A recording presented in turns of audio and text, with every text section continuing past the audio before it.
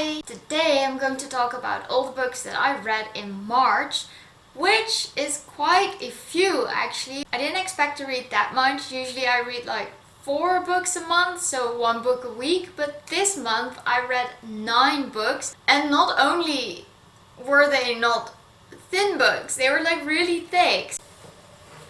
I mean, look at this stack of books. It's like I'm nearly dropping it. So yes, if you're wondering, Cindy, do you normally read that much? No, I don't. But I reread 2 series, or started rereading a second series. And I do find that rereading series that I really love always goes a little faster, so yeah. So the first series and the first books that I finished in March were Princess Gambit and King's Rising by C.S. Packet. This is the second and the third book in the Captive Prince trilogy. I love this trilogy. I've read it a few times already, and every read I notice new things about C.S. Packett's writing, about the story, about the characters. The story is about 2 princes whose fates intertwine because of outer forces, which is very, very broadly the plot of these stories. At the heart of it is a enemies to lovers romance, which is superbly done. I have not read a enemies to lovers romance done so beautifully as in these books. Do be aware there is a lot of mention and depiction of rape. She just did an amazing job overall in writing these stories, writing these characters, and just I got so many feelings. I was just dying inside. It was a really good pick-me-up to reread a series that I love, because, you know, with the situation with COVID, with the lockdowns, I needed something to look forward to, and so I said to myself, in the evenings I'm gonna reread these books, and that was just the best decision ever. Next up, I read The Final Empire, the first book in the Mistborn trilogy by Brandon Sanderson. Now, I have not read a single book by Brandon Sanderson, so I started with the Mistborn trilogy, which is a trilogy I've heard so many good things about, and rightfully so, I'd say. I gave this book 3 stars because I had some issues with it, especially the fact that there is only 1 female main character, while there is a wide variety of male characters who get to be interesting, who get to be weird, who get to be ugly, who get to be mean, and we have 1 female character who in the very first few chapters is constantly reminded that she is a female in a man's world, that it's hard for her, that she's lucky not to be a whore.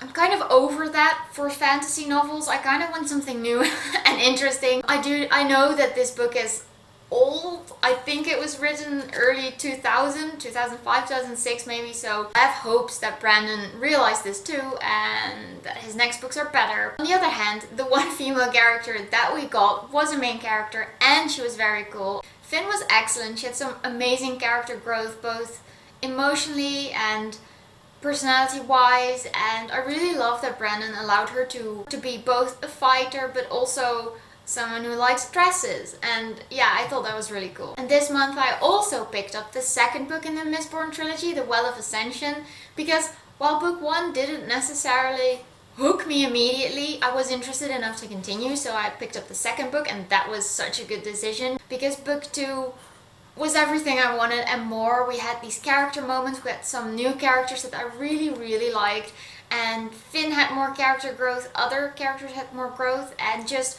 I was so much more invested this time around with this book. With the first book, it took some getting used to the magic system.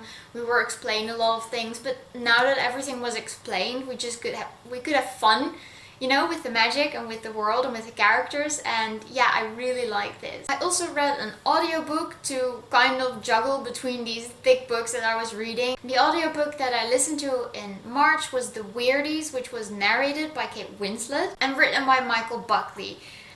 And this book was honestly so funny. I hadn't really expected anything. It reminded me a little of A Series of Unfortunate Events, just from the cover and the synopsis. It was just really funny, and I think Kate Winslet did such an amazing job. She had so many different voices that were so distinct and just really funny, and I actually laughed out loud a couple of times, so yeah, it was just a wonderful read. It was a quick read too, but it was exactly what I needed. The next book that I read was Artemis Fowl, the very first... Did I say that weird? Fowl? Artemis Fowl by Ian Culfer. Funny story, when I was a kid, I owned an Artemis Fowl book, but my parents had no idea that it was a like 6-book series, so they bought like book 3 or something for me. And I tried to read that a couple of times, never understood what was happening, didn't get into it at all. So when I saw this book in the bookstore, I was like, maybe I should start with the first book and see what it's all about, because so many people have read Artemis Fowl and loved it. And then there was the live action movie that came out last year, I think. So I read it and I was underwhelmed, honestly. It was okay. The interesting things were there, but we just got them all in one giant info dump, so much information all at once, and it just got so tiring. I was tired, and then the action started, and the action lasted until the end, and then the book was done. It was just such a weird build-up of info dump, action, finished. There like 2 things happened in this book, and that felt too short. I mean, it is a children's book and it is short, but it was just okay. I don't think I'm gonna continue reading this series. Next up, I read another short book, which is Slam. You're gonna want to hear this, by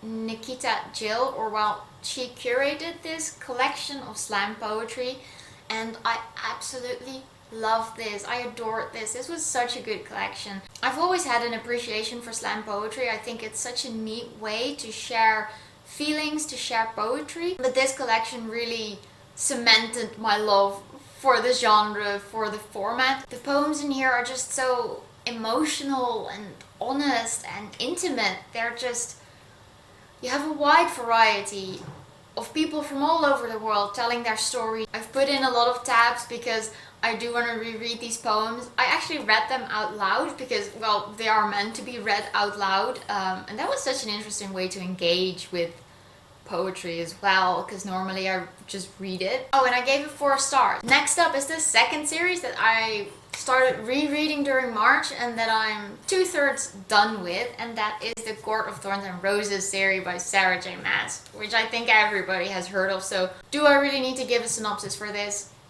Probably not. Yeah, I really loved this the first time it was published. I think, yeah, I read this one, waited a long time for the second book, and then had an agonizing wait for the third. I remember being destroyed by the second book. So I read the first book, was super surprised that it didn't exactly hold up. The beginning of it was a bit boring.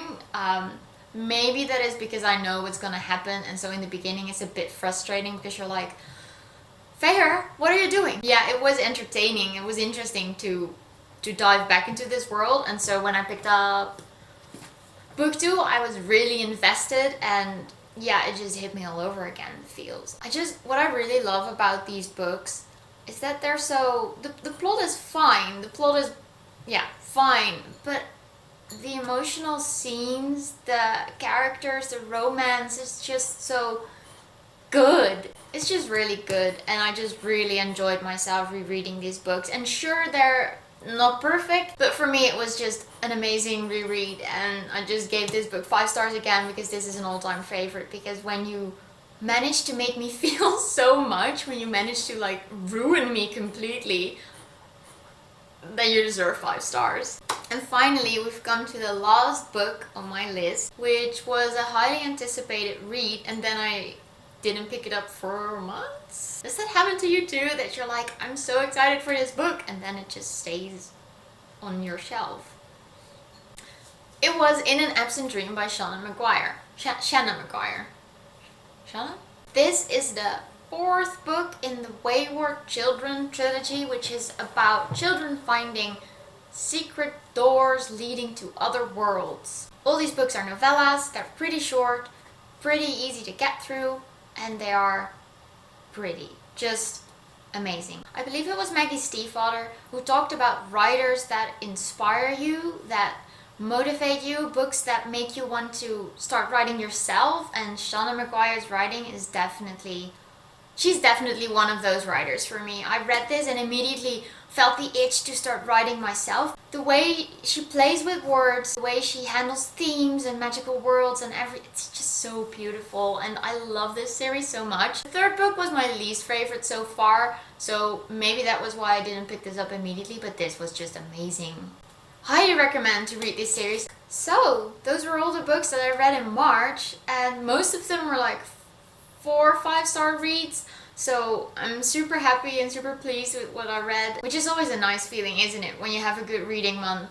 And it's also always nice to reread books that you know you're gonna love. And it was just nice to have something to look forward to know that I'm gonna love these characters, that I'm gonna love the plot and the books. And so yeah, it was great for my mental health, honestly, and I really recommend you reread something that you loved because it's just fun. Just take the time to pick up those well-loved books and love them again. So let me know how your reading month was, and I'll see you in the next video.